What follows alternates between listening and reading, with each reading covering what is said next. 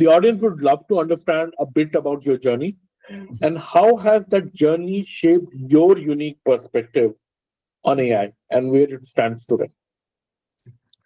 Great, great.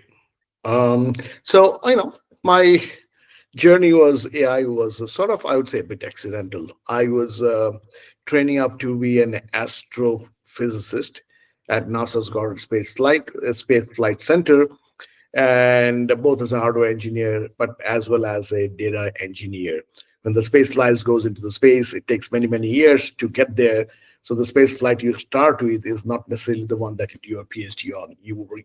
You finish your PhD on something else, or analyzing the data for the aspect of the flight or aspect of the engineering. So that's how I got started.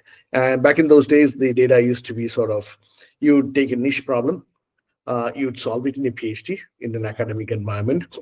But then when I started working for the corporate, right, my first real big job was at AOL in the context of data, was at AOL, America Online, world's largest.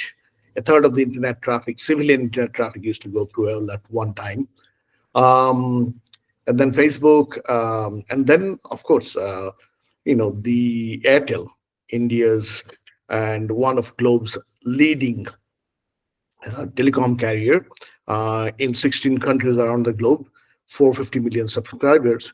We used to look at about 3 trillion records per day, which is astounding. It's hard to imagine that level of data, that level of complexity, that level of data engineering that needs to bring this data into life and derive intuition and derive analysis out of it, right? The So, from niche academic research to a transformative force across the industries. And I did see how it changed, how data changed Facebook, how data changed Airtel, and so on and so off, right? So from a niche academic research to a transformative force across the industries in the past 20, 25 years, AI, data science, whatever you call it, the flavor of the day has become sort of the center point in everything you do today.